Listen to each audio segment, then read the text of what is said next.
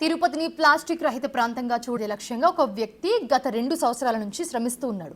అమెరికాలో పీహెచ్డీ చేసి కోట్ల రూపాయల వేతనాన్ని వదులుకుని తిరుపతి పరిసర ప్రాంతాల్లో ఉన్న ప్లాస్టిక్ భూతాన్ని తరమడానికి నడుంబిగించుకున్నాడు ఆ వ్యక్తి. అంతకు ముందు కొంతకాలం పాటు భూగర్భ నీటి పరిరక్షణ కోసం శ్రమించిన ఆ వ్యక్తి ప్రస్తుతం ప్లాస్టిక్ వల్ల కలిగే హాని గురించి నగర వాసులకు తెలియజేస్తూ ఉన్నారు. ప్లాస్టిక్ను ఏరివేస్తూ మరో 10 మందికి తనలాంటి వాళ్ళని కలుపుకుని ముందుకు వెళ్తూ ఉన్నాడు. శివాజీ చేస్తున్న ప్లాస్టిక్ ఫ్రీ కార్యక్రమంపై మరిన్ని వివరాలు మా ప్రతినిధి దామోదర్ అందిస్తారు. ప్లాస్టిక్ ఫ్రీ తిరుపతి పేరుతో ఓ ఉద్యమానికి నడుం బిగించాడు యువకుడు. అయితే తనతో పాటు అందరినీ కలుపుకుంటూ ఉద్యమాన్ని కొనసాగిస్తున్నాడు. ప్రస్తుతం ఎస్వి యూనివర్సిటీలో కొంతమంది ప్లాస్టిక్ ఫ్రీలో భాగంగా ఉన్న ప్లాస్టిక్ను ఏరివేస్తూ ముందుకు వెళ్తున్నారు.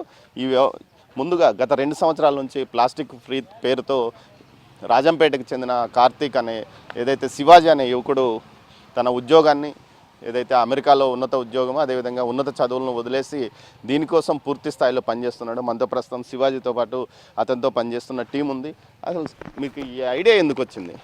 విలాసవంతమైన జీవితము, ఎక్కడ ఉన్నత పిహెచ్డి వరకు చదివారు, సాఫ్ట్వేర్ జాబు, కోట్లల్లో జీతం, అవన్నీ వదిలేసి మీరు ఇలా రోడ్లలోనూ చెట్లలోనూ పార్కుల్లోనూ ప్లాస్టిక్ ఏరివేస్తూ ఎందుకు కనిపిస్తున్నారు? సో యాక్చువల్లీ నేను ఇండియాకి వచ్చినప్పుడు శ్రీశైలంలో స్టార్ట్ అయ్యింది. యాక్చువల్లీ శ్రీశైలంలో ఆ లేక్స్ అన్నీ ఫిల్డ్ విత్ ప్లాస్టిక్ అన్నమాట. చూసి నాకు ఎందుకో మనసు చెల్లించిపోయింది. అంటే నేను గతంలో రెయిన్ వాటర్ హార్వెస్టింగ్ పైన పనిచేస్తున్నాను. ఈ లేక్స్ ఇవంతా ప్లాస్టిక్తో నిండిపోవడం వల్ల మాది కరువు ప్రాంతం, వాటర్ భూమిలోకి డ్రైన్ అవ్వదు. భూమిలోకి డ్రైన్ అవ్వకపోవడమే కాకుండా మనకు ఒకవేళ డ్రైన్ అయినా కూడా ఆ లీచెట్ లోపలికి వెళ్ళిపోయి వాటర్ అంతా కంటామినేట్ అయిపోయి టీడీఎస్ కౌంట్ విపరీతంగా పెరుగుతుంది. సో శ్రీశైలంలో నేను ఏదో దేవుడి పుణ్యక్షేత్రాల్లో స్టార్ట్ చేద్దాం, ఇదంతా ఇంత దట్టిగా ఉంది, దీనివల్ల ప్రాబ్లం అవుతుందని స్టార్ట్ చేశాను. తర్వాత 9 days అక్కడ క్లీన్ చేశాను.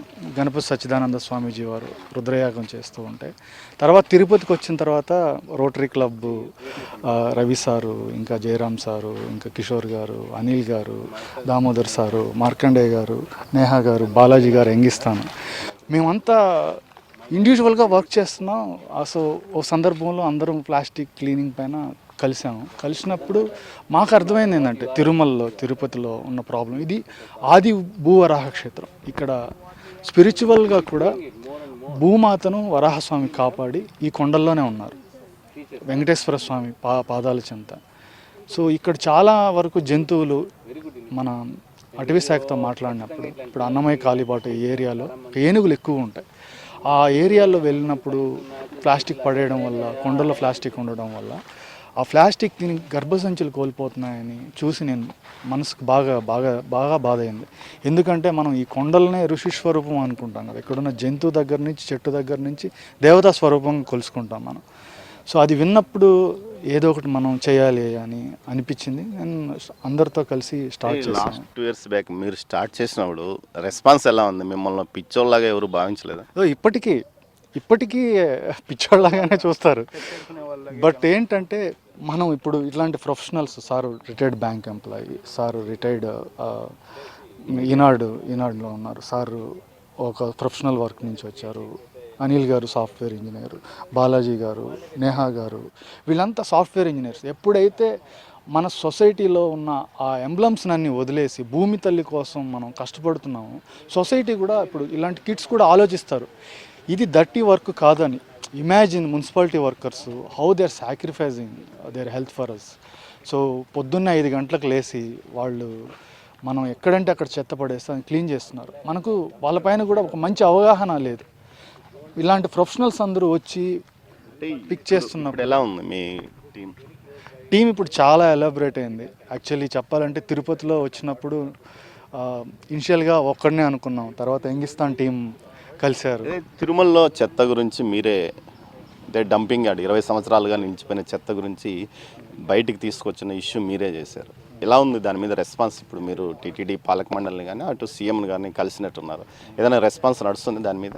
అవును, తప్పకుండా. యాక్చువల్లీ మేము 2023 మార్చిలో బాలాజీ అన్నతో పాటు విజిట్ చేసాం. అక్కడ బాలాజీ అన్నే నాకు ఇక్కడ డంప్ యార్డ్ ఉందని చెప్పారు. వెళ్ళినప్పుడు చూసినప్పుడు మేము చిన్న ప్లాస్టిక్ కొండ అనుకున్నాం. తర్వాత మేము దానిపైన అనలైజ్ చేసినప్పుడు అదొక డంప్ యార్డ్ని క్రియేట్ చేస్తున్నారు అని, దాని నుంచి వచ్చే లీచెట్ వల్ల ఆ భూగర్భం నుంచి వచ్చే నీళ్ళన్నీ ఇప్పుడు మల్లిమడుగు రిజర్వాయరు, బాలాజీ రిజర్వాయర్లు కలుస్తుంది, తిరుమల మొత్తం ప్రవహించి మొత్తం ఆ ప్లాస్టిక్ అంతా ట్రావెల్ అయ్యి మొత్తం కొండలను అన్నిట్లో లేక్స్లో సరోవరాల్లో జంతువులు తాగి చనిపోతున్నాయి, గర్భసంచులు కోల్పోతున్నాయని తెలిసి ఇంకా చాలా బాధ అయింది. దాన్ని రిపోర్ట్గా డాక్యుమెంట్ చేసి చాలా గతంలో ఉన్న వాళ్ళకి దాదాపు 2 ఇయర్స్గా ఈ డోర్ తట్టలేదని లేదు, ప్రతి ఒక్కరికి లెటర్స్ ఇచ్చాము, సీఎం గారికి కూడా లెటర్ ఇచ్చాము. సో తర్వాత రెస్పాండ్ అయ్యి 30 ఇయర్స్గా ప్రపంచానికి తెలియకుండా ఉన్న ఒక కొండని ఇప్పుడు టీటీడీఏ పాలక మండలి బయటకు వచ్చి ఇది ఉంది డంప్ యార్డ్, ఇది ప్రాబ్లం క్రియేట్ చేస్తుంది, దీనివల్ల తిరుమలలో ఆ వైవిధ్యమైన ప్రకృతి పాడైపోతుందని చెప్పి ఇప్పుడు ముందుకొచ్చి 3 మంత్స్లో క్లీన్ చేస్తామని చెప్పారు.